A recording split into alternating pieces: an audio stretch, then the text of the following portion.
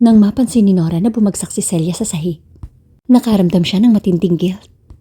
Gusto niya itong tulungan bumangon. Ngunit nang makita niya kung gaano nagmamalasakit si Tyson kay Celia at kung gaano kalamig ang pakikitungo nito sa kanya, naalala niyang para siyang tanga. Na ibinahagi niya ang lahat kay Celia tungkol sa lalaking nagugustuhan niya. At hindi na ito sa kanya ngayon. Naisip niya na baka sinabi ni Celia kay Tyson ang mga sinabi at ginawa niya. O baka pinagtatawanan siya ng dalawa sa likod niya. Nolan, hindi kita dapat tawaging Mr. Tyson Hudson. Alam kong alam mo ang pakiramdam ng pagpapahalaga sa sarili. Sa tingin mo ba talaga nagagalit ako dahil pinakasalan mo si Celia? Nagulat si Tyson sa mga sinabi ni Nora at hindi niya napigilang magtanong. Ano ang ibig mong sabihin? Hindi mo maintindihan? Nagbago ang ekspresyon ni Nora mula sa pagiging malamig at ngayon ay naging bigo. Ang mga taong tulad mo ay malayang gawin ang anumang gusto. Kaya paano mo maiintindihan ang aking nararamdaman? Kokonti lang ang mga kaibigan na pinagkakatiwalaan ko. Sinabi ko kay Celia ang lahat dahil itinuring ko siyang matalik kong kaibigan. At ngayon ko lang napagtanto na niligaw niya ako. Masakit ito para sa akin. Iniiwas niya ang kanyang mga mata kay Tyson at bumaling kay Celia. Celia, akala ko totoo tayong mag-iibigan.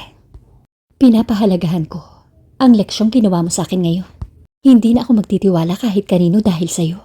At simula ngayon, hindi na tayo magkaibigan.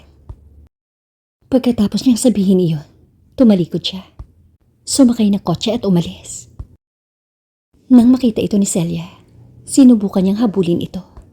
Ngunit napilipit ang kanyang bukong-bukong at muntik matumba. Sa bahagyang pagkunot ng noo, niyakap siya ni Tyson at sinabi, "Halika, asikasuhin muna natin ang iyong pinsala." Galit na galit si Nora ngayon. Kahit anong pilit mo, hindi ito gagana. Pagkasabi noon, ay binuhat niya si Celia at sumakay sa elevator. Namula si Celia sa hiya at hiyang-hiyang bumulong sa tenga ni Tyson. Tyson, ibaba mo ko. Makikita tayo ng lahat ng tao sa kumpanya. Gayunpaman, hindi ito pinansin ni Tyson. Anyway, alam na ng buong mundo kung sino ako. Natural sa akin na buhatin ang asawa ko. Isinubsob ni Celia ang kanyang ulo sa dibdib ni Tyson upang itago ang kanyang mukha dahil wala siyang kapangyarihang pigilan ito. Dahil dito, mabilis na kumalat ang balita sa opisina na binuhat ni Tyson si Celia pabalik sa opisina. Sa isang maikling sandali, nalaman ng lahat na ang kanilang boss ay anak sa labas ng pamilya Hudson at hindi sira ang mukha nito. Ang dating iniinsulto na si Celia, ngayon ay kinaiinggitan ng lahat. Halos lahat ng empleyado sa kumpanya, partikular ang mga babae, ay naiinggit sa kanyang swerte. Ang ibang mga empleyado na sumalungat kay Celia ay natatakot na gantihan ang kanilang mga ginawa. Samantala, ang bumangga kay Celia kanina ay natatakot na tumakbo kay Jamie. Jamie, kailangan ko ang tulong mo. Ayokong mawala ng trabaho dahil nasaktan ko ang asawa ng boss natin. Napakahirap para sa akin na makahanap ng isang organization tulad ng Shamsi Group. Dahil naging maayos ang pakikitungo niya kay Jamie, kaya hindi niya nagustuhan si Celia. Nagdulot siya ng gulo para kay Celia dahil naniwala siya na ninakaw ni Celia ang promotion kay Jamie sa pamamagitan ng maruming paraan. Gayunpaman, si Jamie ay natatakot din. Ikinalat niya ang video na ito para ilantad ang tunay na ugali ni Celia. However, Celia turned out to be the CEO's wife. Ang sistema ng kumpanya ay napakahusay. Kahit ipinadala niya ang video nang hindi nagpapakilala, malalaman pa rin na siya ang nagpadala kung titingnan ito sa IP address. Mahirap hulaan kung maghihiganti ba si Celia sa kanya. Nainis si Jamie nang tanungin siya ng kasamahang babae. Tinulak niya ito palayo sa galit at sinabing, "Ikaw ang nagdulot ng problema kay Celia. Wala ito kinalaman sa akin." Ang pagwawalang bahala ni Jamie ay nagpagulat sa kasamahan. Sumabog siya sa galit at sinabi, "May pakana ka rin laban kay Celia. Ikaw ang nagkalat ng video niya. Kung hindi mo ako tutulungan, ipapakita ko sa iyo ang leksyon na dapat sa iyo." Kaagad na nagdilim ang mukha ni Jamie. Huwag mong lagyan ng putik ang pagkatao ko. Nakita mo bang ginawa ko yun? Tumigil ka sa pagsasalita ng basura. O kukuha ako ng abogado para akusahan ka ng paninirang puri. Matapos magsalita ni Jamie, bumukas ng malakas ang pinto ng opisina.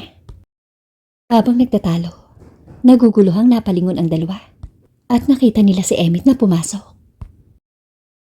Jamie Olson, natuklasan namin na ikaw ang nagpadala ng video at lihim na nagpakalat ng mga chismis tungkol kay Celia Canor. Pagkatapos magpulong ng Board of Directors, tinanggal ka sa kumpanyang ito. Naiwang bukas ang opisina nang pumasok si Emmett. Maraming mga kasamahan ang nagtipon sa labas ng opisina. Narinig nilang lahat ang sinabi ni Emmett at hindi nila inaasahan na si Jamie pala ang nasa likod ng lahat. Nagmamadaling lumapit ang isang empleyada para sa sarili. Mr. Emmett, inosente ako. Hindi ko naintindihan si Celia dahil nagsinungaling si Jamie. Please, tulungan mo akong kumbinsihin si Mr. Reyes na wag akong tanggalin. Malamig na tiningnan ni Emmett ang babae.